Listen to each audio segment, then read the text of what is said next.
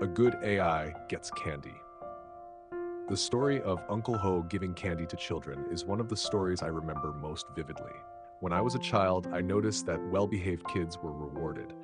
But what was more special was that even a child who knew they weren't well behaved still got a reward. Why? Perhaps it's because the child's very recognition of their own misbehavior is a step forward, a foundation for correcting mistakes. The reward in this case isn't just a validation, it's an encouragement for that self awareness and change. We grow up with this system of rewards and punishments from a young age. If you behave properly, are obedient. In short, if you are good, you'll get candy. On the other hand, if you are naughty, disobedient, talk back to your parents, you'll receive a spanking. Over time, children internalize this idea. Be good and you'll be rewarded. Being rewarded means you were right. Be naughty and you'll be punished. Being punished means you were wrong. When initial definitions are shaken. Hello, friends who are searching for answers with me. When we step into society, we often see many cases that contradict what we were taught. Good people suffer while bad people get rewarded. With our deeply ingrained definitions, we might easily believe that the good person was wrong and the bad person is the one who understands the rules of the game. And once you understand the rules, what's there to be afraid of?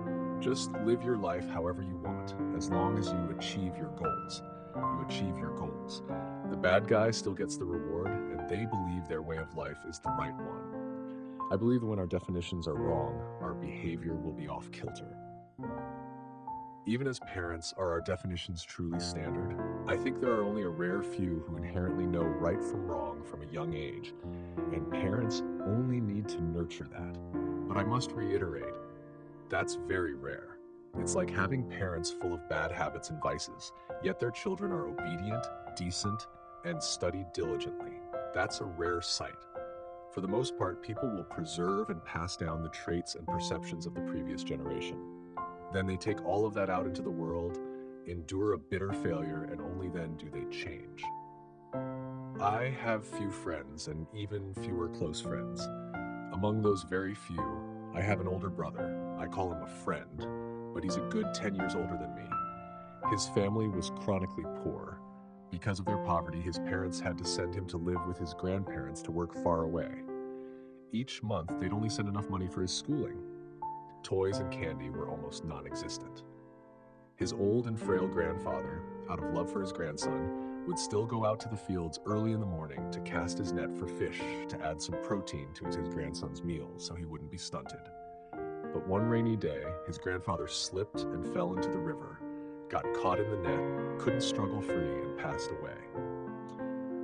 From that day on, my friend was deeply imprinted with the power of money.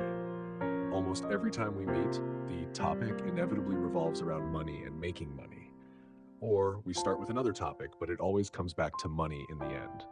He has a daughter, so he works tirelessly, obsessed with earning money because he doesn't want her to suffer the same hardships he did. Logically, he's right, but because he was so fixated on it, the outcome was the opposite of what he wanted. His daughter became spoiled, reckless, and even got pregnant in her senior year of high school. She thought, my dad makes a lot of money, we have a big house, so why do I need to work? My dad's legacy is here for me to enjoy. Why should I suffer? He gave his daughter all the best things, the biggest rewards. Not because she was good, but because he was haunted by poverty, the family's separation, and his grandfather's death. He didn't want his child to suffer. He thought money could solve every problem. When his daughter went astray, he didn't blame her. He blamed himself for being too obsessed with making money, forgetting that money couldn't replace a father's presence. Beliefs and experiences. A personal perspective. I don't pass judgment on others' actions, especially when I haven't been in their shoes, because that would be very one-sided. If I were him, would I have thought and lived differently? Beliefs are built from initial definitions, and whether a belief is right or wrong depends on how difficult an experience life gives us.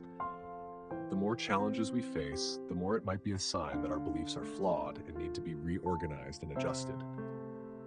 Hardships are necessary for us to gain experience and mature, but sometimes challenges can send us into a downward spiral. Therefore, the core of a belief is to define it accurately from the beginning. everyone's beliefs will have issues. This leads to the fact that everyone's experiences are different. Two people might lose their parents, but one becomes strong and rises up, while the other falls into despair and gives up on life. Therefore, when I meet someone, even if we don't share the same beliefs, I still want to show them respect.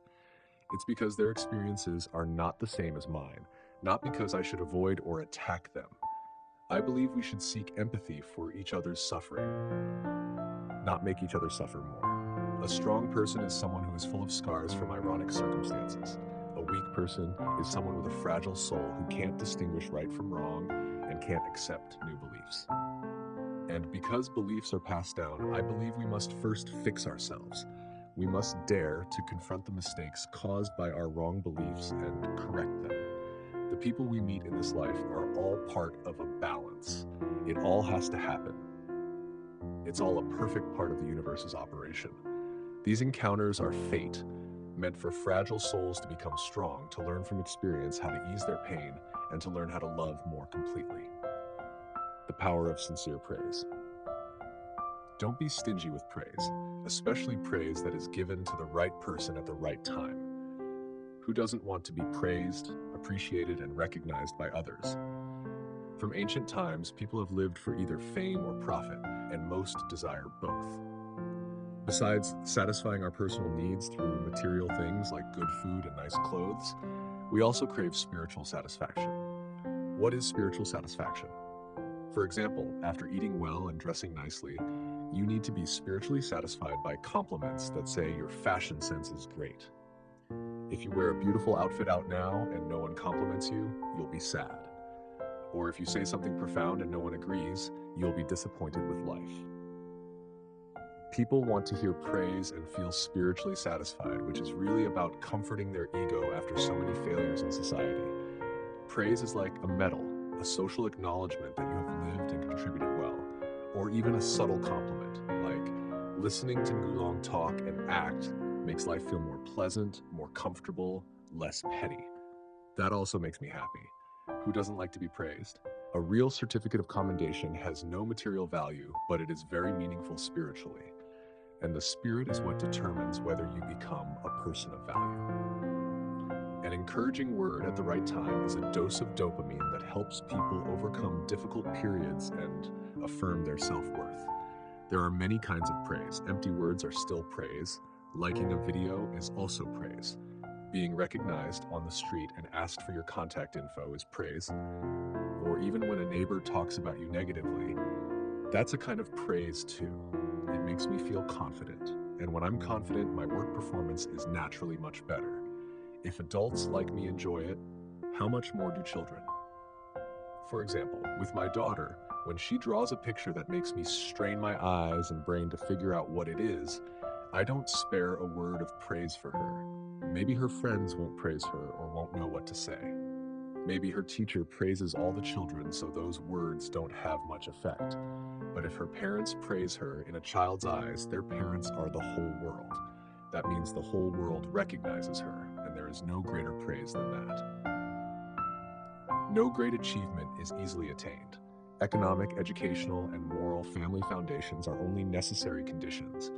The sufficient condition is the recognition of the parents themselves.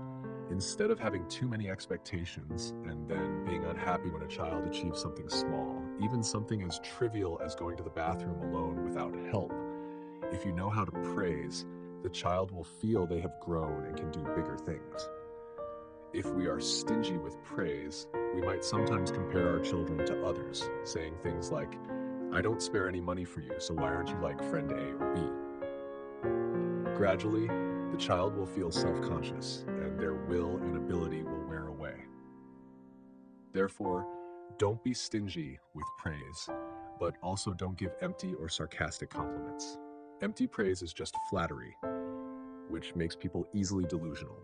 From there, they will believe they are number one, they are amazing. You lift people up to the clouds, and when they fall, it will hurt so much. The more you dream, the more it hurts when those dreams are shattered. And sarcastic praise is something I absolutely hate because it's useless. It has no value in motivating. The person being praised might even feel uncomfortable, like, "Are you mocking me?" The praised person will become skeptical of life and lose faith in the very achievement they are making and should be making. Just stick to genuine appreciative praise. Don't overdo it and don't abuse praise to dull the thinking of the person being praised. Just praise and acknowledge the real things that you feel need encouragement, especially with children. Your praise is what makes them feel they can do great things in life. The right praise at the right time can change a child's entire life. When I was young, no one ever acknowledged that I was good at literature until I met my middle school literature teacher. She praised my writing style, saying it was very realistic, not dulled by textbooks and model essays, and my essay was chosen to be read aloud to the class. From that day on, I felt more confident that I wasn't as bad as I thought, and I could do even better. The result is that I can sit here today and share my thoughts on life and morality with everyone. So, as we enter the new year, get a year older and more mature, let's learn to praise others. Praise that gives people the motivation to live better, contribute more, and bring value to society contains so much merit and blessings. Fixing ourselves with these small things is what it means to live in harmony with nature. I wish you all peace and progress on the path of self-cultivation. I'd like to borrow the words of the monk from the Batang Buddhist channel. May all of you be peaceful, may all of you be happy, may all of you be well.